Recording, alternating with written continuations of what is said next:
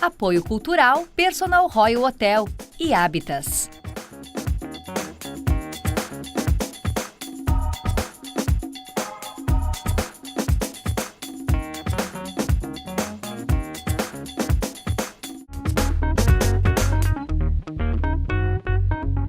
No Festival de Música dos anos 80, a cantora Baby do Brasil, na época Baby Consuelo, bradava: "O mal não é o que entra pela boca, o mal é o que sai da boca do homem." Essa máxima não vale para a alimentação. Somos o que comemos, nosso organismo elabora o que ingerimos no nosso dia a dia. Cuidados com gorduras, açúcares, sal, vai determinar termos uma vida saudável ou não. Elevadas taxas de triglicerídeos, glicose, diabetes, isso tudo pode ser regrado pela alimentação. E você? O que ingere no seu dia a dia? O que faz parte das suas refeições? Isso vai determinar a sua saúde e é o tema do Conexão Alternativa que está começando agora.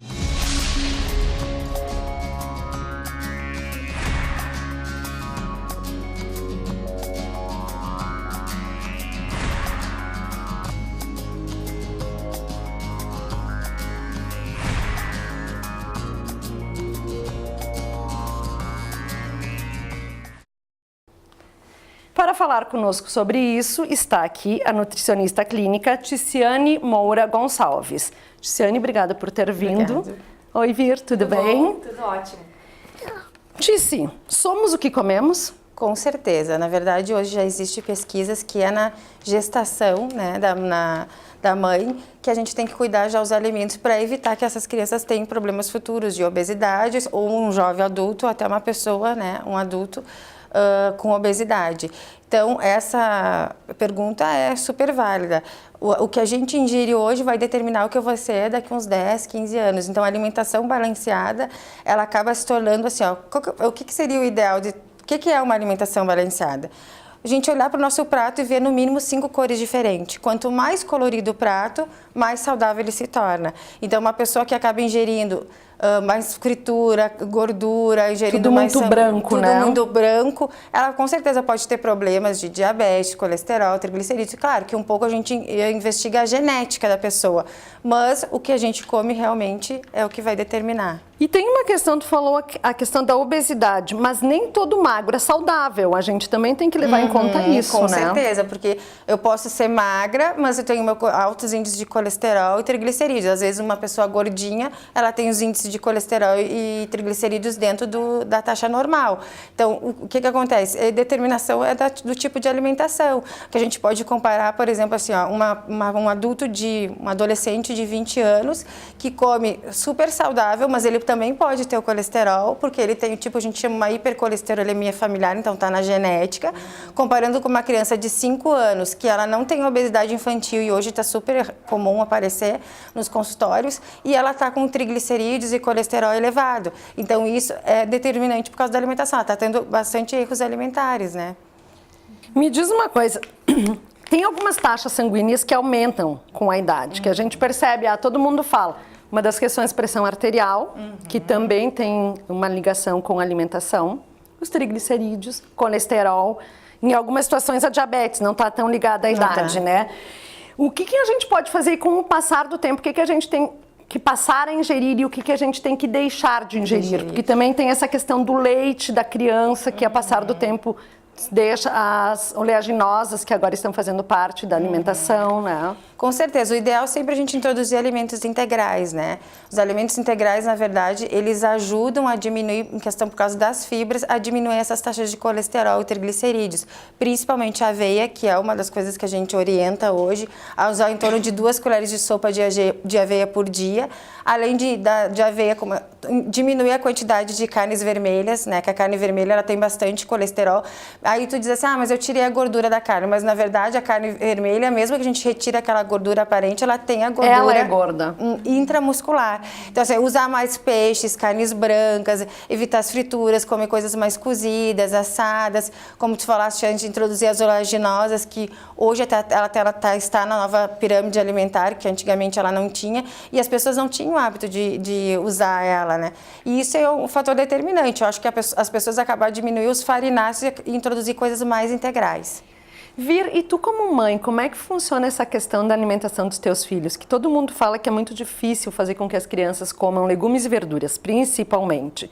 Como é que os teus filhos comem? Fala para nós essa experiência de mãe.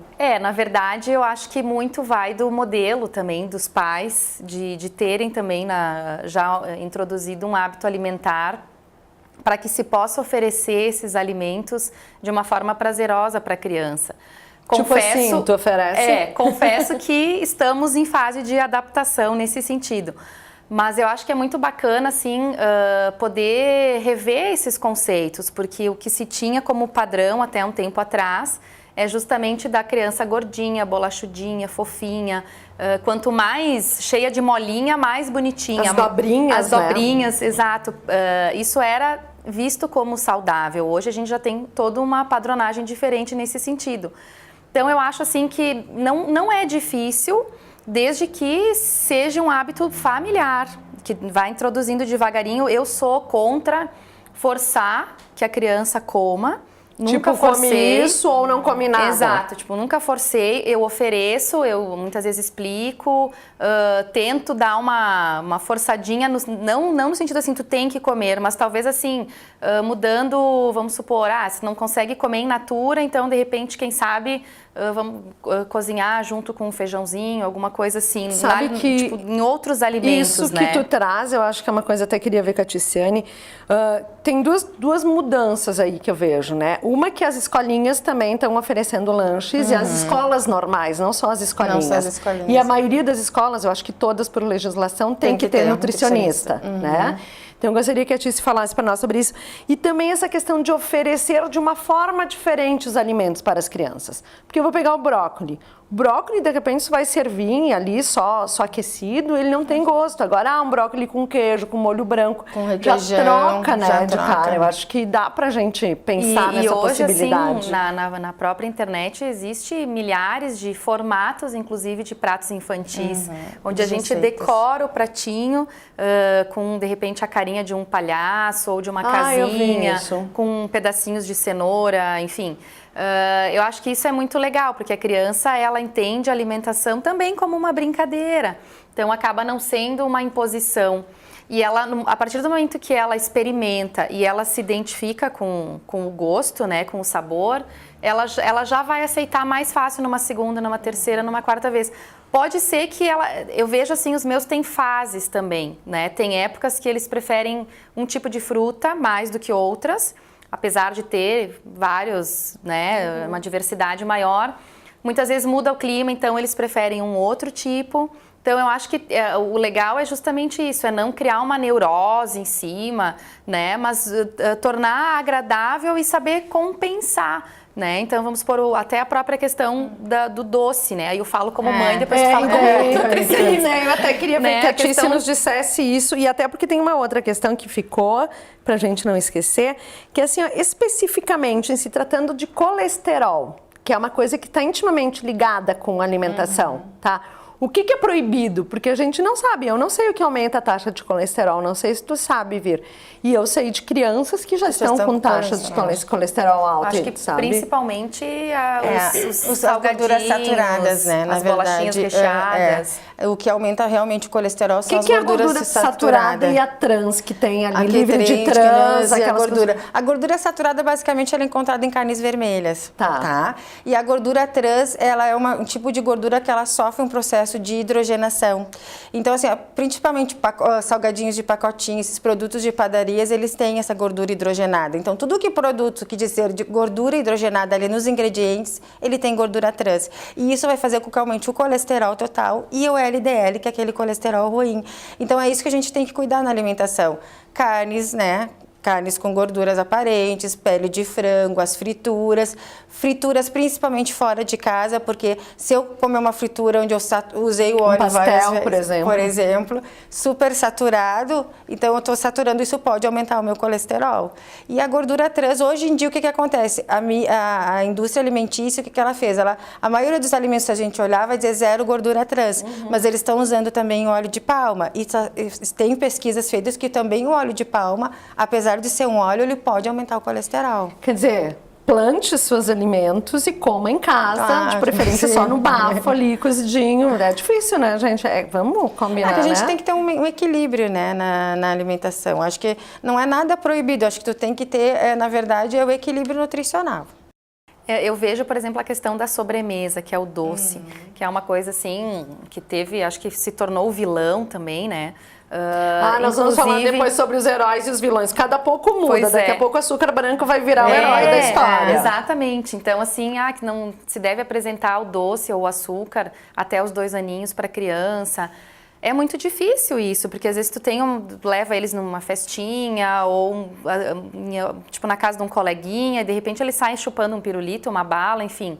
Então eu agora como mãe, né, eu coloco assim que o que eu explico para eles, que é bom, o doce é bom, eles gostam, o chocolate, a bala, enfim, mas eles têm que ter uma alimentação saudável primeiro. Então, se eles comem o arroz, o feijão, a massinha, a lentilha, aí tudo bem eles comerem uma bala ou, né?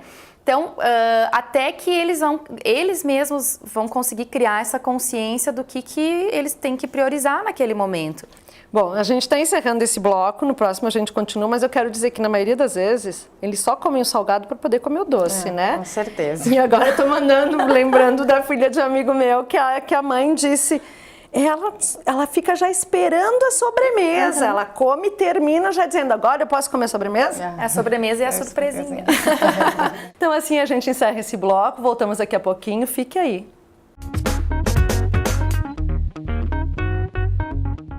O Personal Royal Hotel traz para você um novo conceito em hospedagens e eventos no centro da cidade. Conforto nas acomodações, internet sem fio, restaurante, estacionamento coberto e uma completa área de lazer fazem da sua estadia no Personal um agradável prazer. Para festas particulares e eventos empresariais, o Personal dispõe da melhor estrutura da cidade. Personal Royal Hotel. Excelência em todos os quesitos, bem no centro de Caxias.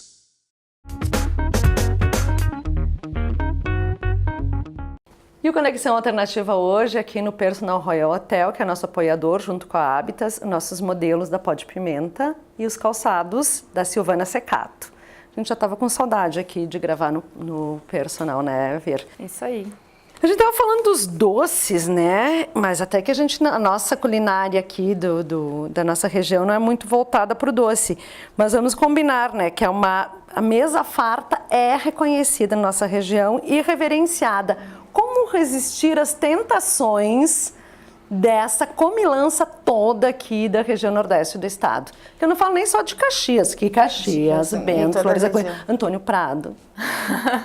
Eu acho que a gente não precisa resistir às tentações, acho que a gente pode comer, sim, mas com moderação. Na verdade, eu sempre digo, a gente pode comer de tudo, mas não tudo ao mesmo tempo, né? O importante é, tipo, eu vou num evento social, vou num almoço, vou num jantar, sei o tipo de alimentação que vai ter, mas eu tenho que ter a minha moderação. Eu vou lá, uma coisa muito importante que eu sempre falo até para meus pacientes é, quando a gente tem algum evento fora, não vá com fome nesse evento. Faça um lanche antes, porque tu não vai chegar com tanta fome aí tu mas vai é uma coisa comer. Meio estranha, tu sai pra comer, mas come antes. Mas faz um lanchinho, uma fruta, uma barrinha, umas frutas secas, umas oleaginosas para não chegar com tanta fome. E aí, assim, vai ter uma macarronada, um galeto, tenta colocar uma salada junto e depois fazer a compensação, né? Se eu acabar exagerando, vou ter que tirar de algum lugar se eu quero controlar meu peso. Eu falo brincando, mas eu sou tua cliente, né? Então eu sou paciente da Tice e eu sei como é que é. Puxar, tem que se puxar, senão não dá, né? É que realmente, assim, a veia cultural da nossa região voltada à alimentação é muito forte. E eu acho que agregada a essa questão existe o clima. O que a gente observa muito que a gente come comidas mais carboidrato. Aquela coisa assim, tem que dar sustância no inverno. A gente ouve muito essa palavra, né? Então, claro, acaba de uma certa forma assim tendo uma variação muito grande nos períodos de inverno e nos períodos de verão. Isso eu acho que também é ruim, por um lado, porque na verdade não se mantém um padrão, né? Fica oscilando o peso. A pessoa eu acho que a pessoa culturalmente se permite a comer mais no inverno, inclusive até a questão de bebidas também, o vinho, o consumo do vinho, enfim. E aí, quando chega a primavera, então começa corta. Operação e verão. Exato, aquela loucura nas academias, os nutricionistas enchem. Enfim, eu acho que tem uma tentativa interessante nesse sentido de buscar um ajuste. Mas deveria-se existir uma consciência durante o ano todo. Mas sabe o que eu percebo? Que, na verdade, essa busca por academia e por comer menos e tal, não é uma busca por saúde. É uma busca por beleza. A questão estética de porque eu vou botar um biquíni, a tal da operação biquíni. Exato. Sabe? E daí começa é diferente dessa questão de, bom, eu vou manter uma alimentação adequada, vou comer verduras, legumes, vou estar... Eu estava vendo na nova pirâmide alimentar, é realmente assustador.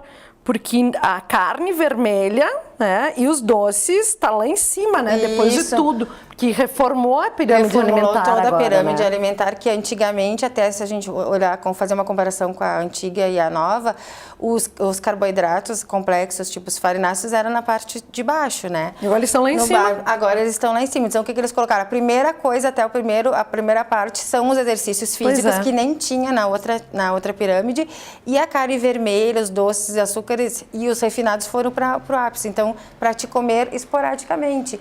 E falando questão essa de operação biquíni, isso é pior, gente. É pior você ficar nesse efeito sanfona, engorda e emagrece, do que tu manter, então, uma alimentação normal durante o ano todo. Isso que eu tô falando de operação, de academia e tal. Não tô falando das intervenções cirúrgicas que também vêm alinhadas a isso. Exatamente.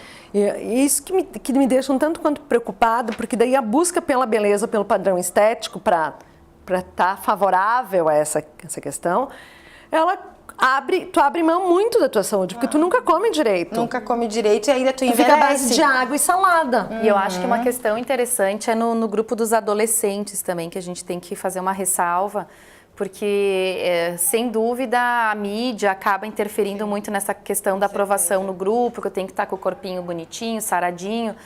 E o adolescente, ele tem já aquela característica de eu posso tudo, eu consigo tudo.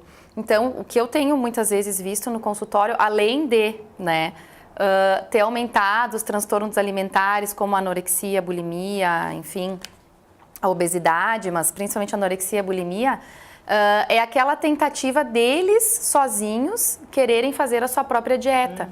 Então eles não ficam 2, 3 dias sem comer, ou só tomam água, suco, acham que lendo de repente uma revista lá, eles vão conseguir, porque hoje também está muito acessível as informações.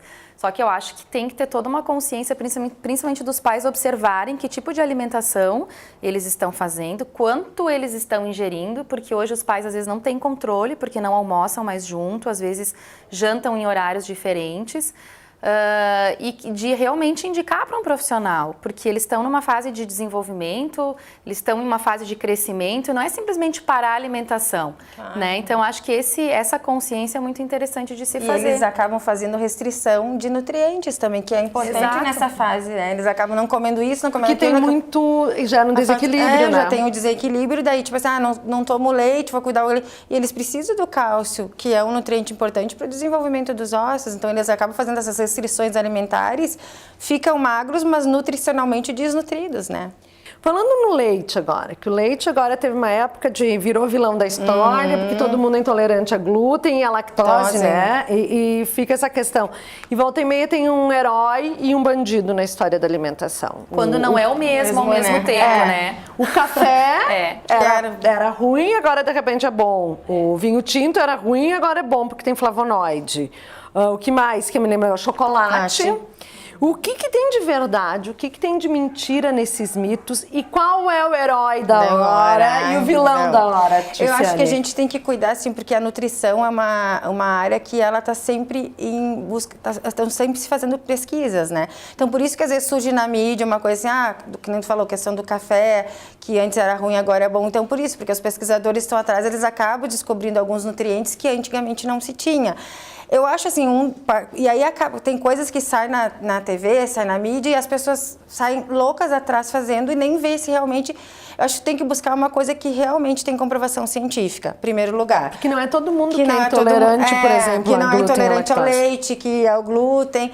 Então, isso aí é a coisa mais dieta de moda. Uma coisa que não é um herói, mas que foi comprovado cientificamente que ajuda, é o chá verde. O chá verde foi comprovado cientificamente que ele ajuda a reduzir colesterol, sexual, ele é um termogênico, ele acelera o metabolismo. Então, isso é comprovado. Várias universidades, até fora do país, fizeram pesquisas, né, de controle e deu certo. Agora tem a tal da chia também, né? A chia também é uma coisa nova, mas que está tendo alguma aceitação. A gente vê algumas pesquisas que são feitas de universidades renomadas. Uma coisa que eu acho vilã na história que saiu é o óleo de coco, né? Que na verdade saiu, se tu olhar na internet, tem dieta só com óleo de coco e no final de contas o óleo de coco ele é uma gordura saturada, ele pode aumentar o colesterol e triglicerídeos. Tá muito na moda também a questão dos termogênicos, agora que tu falou, né? Gengibre, eu sou uma consumidora, né? Porque eu gosto. Canela, gengibre, noz moscada, cafeína, pimenta. Eu acho que os termogênicos tem aqueles que são os industrializados e os naturais.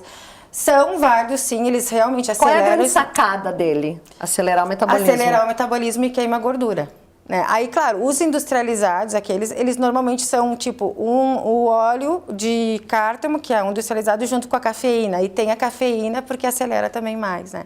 Só que tem que ter um cuidado, né, gente? Porque assim, pessoas com problemas de pressão alta, excesso de cafeína acelera os batimentos cardíacos e dá ataque cardíaco. Não tem milagre na alimentação. Milagre. Tem que cuidar, tem que pegar ali, é bem fácil. Coloca lá a pirâmide alimentar na internet, vai te dar base, prática de exercícios físicos. No segundo andar, carboidratos integrais e óleos vegetais. Terceiro andar, vegetais e frutas. Quarto andar, alimentos integrais. Quinto andar, carne branca e ovos. Sexto andar, laticínios ou suplementos de cálcio. Sétimo andar, carne vermelha, gordura animal, carboidratos e doce. Falando tudo isso, feijão e arroz é o milagre alimentar dos brasileiros? Eu diria que é um casamento feliz. É uma química perfeita. Né? Porque, na verdade, o que um não tem, o outro complementa. O que é o que a gente sempre fala, os nutricionistas falam que um que não tem. O que é o que um complementa e o outro não? É a proteína, que, na verdade, essa complementação de aminoácidos são micropartículas de proteína, só existe em alimentos de origem animal. E o arroz e feijão, que não são de origem animal, eles se complementam em relação a isso. Então, se a gente só ingerir o arroz, principalmente arroz branco polido, ele pode aumentar os índices de glicose, porque ele tem um alimento de alto índice glicêmico. Agora, quando eu coloco o arroz junto com o feijão breca esse aumento da glicose, porque ele tem bastante fibras. E a proporção que a gente, quimicamente falando, é uma concha de feijão para meia espumadeira de arroz. Essa seria a proporção. Segunda-feira tá salva lá em casa, então. Porque eu vejo isso e sempre tem nos restaurantes, sempre né? tem. E eu acho que... E a presença do arroz integral também, que aumentou nos restaurantes. Acho que em quase todos os buffets a gente encontra essa opção também, né? Eu vejo assim, porque sempre que se fazem estudos sobre a alimentação do brasileiro, se coloca essa questão de como que ele não tem uma deficiência justamente por ingerir arroz e feijão, que é a nossa prática, né? Que é uma coisa característica nossa. Então, eu sou meio fã do arroz e feijão e do amendoim, né? E do amendoim. Mas tudo bem, com moderação dá uma oleaginosa, pode ser. Tem alguma coisa que tu já disse que não tem nada de proibido, é só saber dosar. Eu acho que é só saber dosar. É moderação, né? Na verdade, não... E colorir o teu prato. E colorir o prato. Acho que até com criança é legal a gente trabalhar isso. Dizer, hoje a gente tem que ter 3 cores no nosso prato. Aí tu vai começando a introduzir novos alimentos, né? Eu acho que colorir o prato, a gente come com os olhos, na verdade. Uma coisa interessante que hoje está funcionando bastante, tanto para adultos quanto para crianças, e existem até aplicativos no celular e tablet, justamente para ir cadastrando vou dizer, não é todo mundo que tem celular e tablet com aplicativo. Mas hoje em dia a maioria das pessoas tem, inclusive as crianças gostam muito. Eu tinha que fazer essa intervenção. Claro, eu sei. E até assim, são técnicas para a gente estimular, para brincar um pouquinho até nessa questão tecnológica, né? Que é um fator que hoje está embutido na maioria das pessoas. Inclusive, assim, aplicativos dos bichinhos virtuais, que é o tal do pool, onde a gente tem que proporcionar uma alimentação saudável para ele. Então, assim, claro, não é que isso é uma técnica por si só, tem todo um trabalho que se faz também paralelo. Mas acho que é interessante, às vezes, até para incentivar que a criança frequente o nutricionista ou que ele tente variar um pouquinho a alimentação. Tipo, o que tu vai dar para o teu pool, por exemplo? Tu vai dar só gordura ou tu vai dar, de repente, uma frutinha? Enfim, aquilo que o pool está comendo, ele pode comer também. Então, muitas vezes Já para vai as crianças estimulando, né? menores é interessante, né, essas técnicas que hoje existem na mídia. Bom, espero que você tenha entendido como se faz um prato bem equilibrado. Eu já tô. Agradecemos a Ticiane que veio aqui conosco, bom contar com você sempre. Até a próxima, né, gente? Um abraço e até. Obrigada.